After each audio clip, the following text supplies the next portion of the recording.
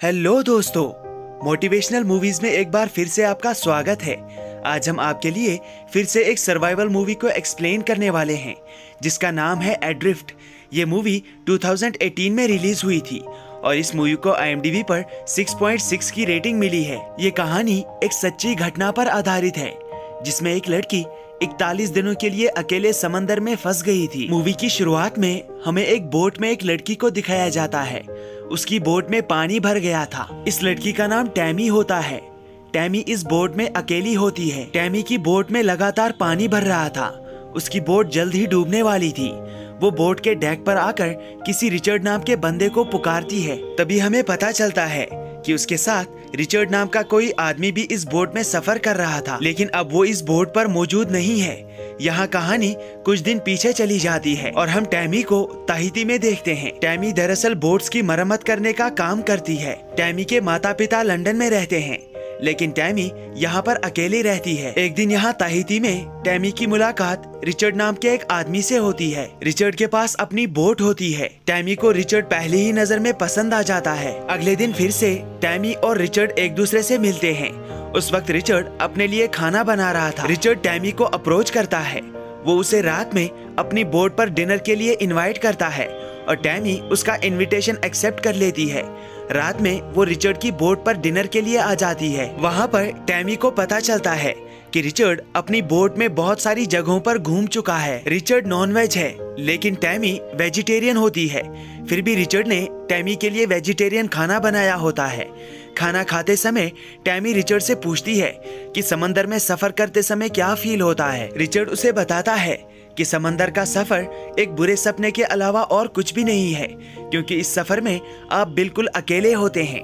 दूर दूर तक आपको कोई दिखाई नहीं देता है। समंदर में जब कोई इंसान बहुत देर तक अकेले सफर करता है तो वो धीरे धीरे चीजों को हेलुसिनेट करने लगता है। रिचर्ड और टैमी अब रोज रोज एक दूसरे से मिलने लगते हैं, जिससे इन्हें एक दूसरे से प्यार हो जाता है। टैमी भी अब रिचर्ड के साथ बहुत सारी जगहों पर उसकी बोट में जाती है। ये दोनों एक दूसरे के साथ बिताए हुए हर एक पल को एंजॉय करते हैं। एक दिन रिचर्ड और टैमी बाहर मार्केट में शॉपिंग कर रहे थे। वहाँ पर रिचर्ड को पीटर और क्रिस्टीन मिलते हैं। रिचर्ड उन्हें पहले से ही जानता है।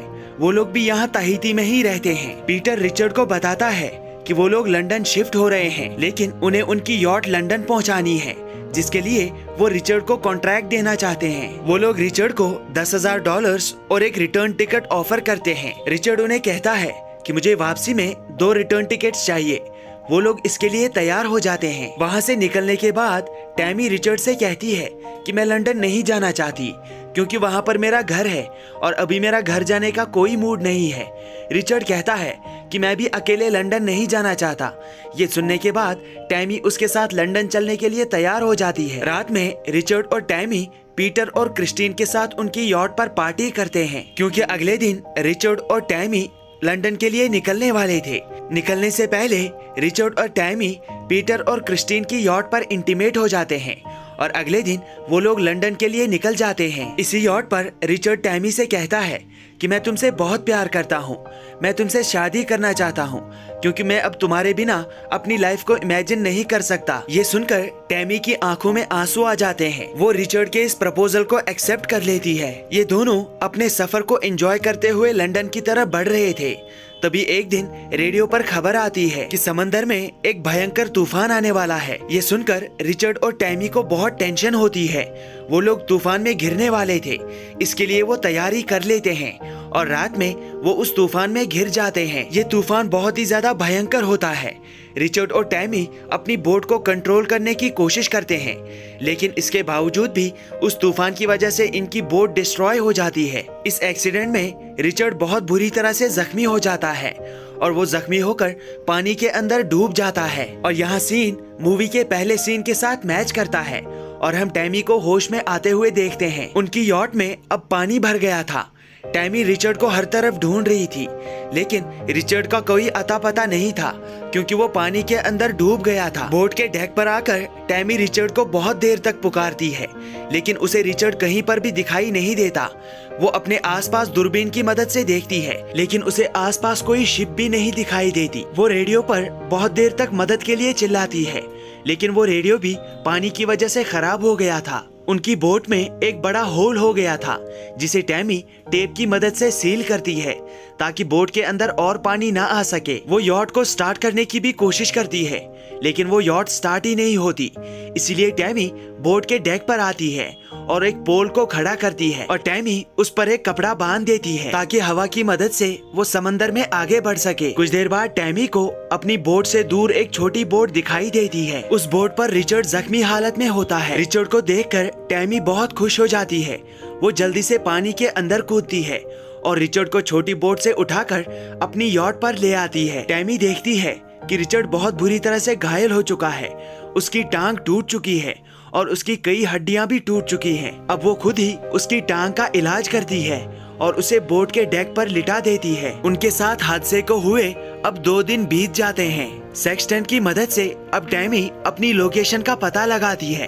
तभी उसे पता चलता है कि वो लोग समंदर में एक ऐसी जगह पर फंस चुके हैं जहाँ से कोई शिप नहीं गुजरता। वहाँ पर उन्हें मदद मिलने की कोई उम्मीद नहीं है। रिचर्ड टैमी को समझाता है कि इस मुश्किल वक्त में हमें हिम्मत से काम लेना होगा, तभी हम अपनी जान बचा सकते हैं। अब टैमी बोट में जाकर सारा खाने और पीने का सामान इकट्ठा करती है। सारा खाना इकट्ठा करने के बाद उन्हें रियलाइज होता है कि ये खाना उन्हें ज्यादा से ज्यादा 1 हफ्ते तक जिंदा रह सकता है, यानी उसके बाद उन्हें समंदर से मछलियाँ पकड़कर खानी होंगी। लेकिन टैमी एक वेजिटेरियन है, वो मछलियाँ खाने के लिए तैयार नहीं है, लेकिन अब उसके पास और कोई रास्ता नहीं है। रिचर्ड टैमी को समझाता है कि इसके अलावा खुद को जिंदा रखने का उनके पास और कोई रास्ता नहीं है। अगर वो ऐसा नहीं करेंगे तो वो दोनों यहीं पर मर जाएंगे। इसके बाद टैमी मछलियां पकड़ने के लिए तैयार हो जाती है। रिचर्ड उसे मछलियां पकड़ने की ट्रेनिंग देता है। पहली 2-3 कोशिशों में टैमी मछली पकड़ने में नाकाम हो जाती है, लेकिन बार बार कोशिश करने के बाद वो मछली पकड़ लेती है। उन्हें अब इस समंदर में फंसे हुए 18 दिन बीत जाते हैं। उनका सारा खाना खत्म हो जाता है और पीने का पानी भी खत्म हो जाता है। एक दिन समंदर में बारिश स्टार्ट होती है और टैमी शिप से सारे बर्तन निकालकर उनमें पानी जमा करती है, लेकिन उसके बाद ही उसे शिप में वाइन मिलती है और वाइन के साथ साथ उसे सिगार भी मिल जाते हैं। और आज टैमी रिचर्ड के साथ बोट पर पार्टी करती है। अब इन्हें बोट पर 29 दिन बीत जाते हैं और एक दिन इनकी किस्मत जाग जाती है। इनकी बोट के ठीक सामने एक बहुत बड़ा शिप आ जाता है। टैमी फ्लेयर गन का इस्तेमाल करती है ताकि वो उस शिप पर मौजूद लोगों को मदद के लिए सिग्नल दे सके, लेकिन उस पर कोई भी उसे नहीं देख पाता। वो शिप सीधे निकल जाता है, जिससे टैमी बहुत उदास हो जाती है। अगले दिन टैमी रिचर्ड की टांग को चेक करती है। तभी उसे पता चलता है कि रिचर्ड का जख्म अभी जरा भी ठीक नहीं हुआ है, बल्कि उसकी हालत और भी बदतर हो रही है। अब ये दोनों किसी तरह बोट पर अपने आप को जिंदा रख रहे थे। अब इन्हें समंदर में खोए हुए 33 दिन बीत जाते हैं।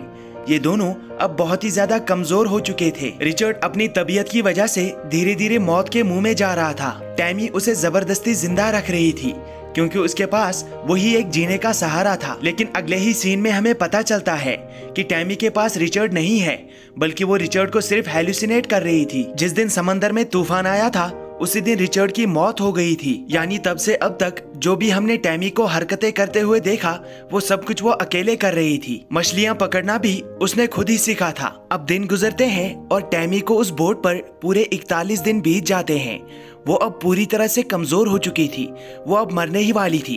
तभी एक दिन उसकी बोट पर एक परिंदा आता है, जिसे देखकर टैमी की आंखों में खुशी की एक अलग ही चमक देखने को मिलती है। टैमी को समझ आ जाता है कि वो किनारे के बहुत नजदीक है। वो जब अपनी दूरबीन से देखती है तो उसे दूर किनारा और एक शिप दिखाई देती है, जिससे वो बहुत ही ज्यादा खुश हो जाती है। उस शिप का ध्यान अपनी तरफ खींचने के लिए टैमी बहुत सारे फ्लेयर्स शूट कर देती है और खुशकिस्मती से उस शिप पर मौजूद लोग टैमी को देख लेते हैं और वो अपने शिप को टैमी की तरफ मोड़ते हैं। टैमी बहुत दिनों से भूखी थी, इसलिए वो पहले टैमी तक खाना पहुंचाते हैं। इतने दिनों बाद अच्छा खाना खाकर टैमी की आंखों में आंसू आ जाते हैं। इसके बाद वो टैमी की उस बोट को अपने साथ ही ले जाते हैं। अब कुछ दिन बीत जाते हैं और टैमी फिर से रिचर्ड की उस बोट पर आ जाती है जहाँ पर उनके प्यार की शुरुआत हुई थी। वहाँ पर टैमी की सारी यादें ताज़ा हो जाती है। रिचर्ड के साथ बिताया हुआ हर एक पल उसे अब याद आने लगता है और इस वजह से टैमी बहुत इमोशनल हो जाती है। वो उस बोट पर ही रोने लगती है और इसके बाद एक फूल को पानी में बहाकर वो रिचर्ड को श्रद्धांजलि देती है और इसी के साथ ये मूवी समाप्त होती है। मूवी के एपिलॉग में हमें बताया जाता है कि टैमी उस वक्त सिर्फ 24 साल की थी, जिस वक्त वो 41 दिनों के लिए समंदर में फंस गई थी। हमें ओरिजिनल टैमी की एक फोटो भी दिखाई जाती है और हमें बताया जाता है कि टैमी आज भी अपनी बोट लेकर समंदर में जाती है।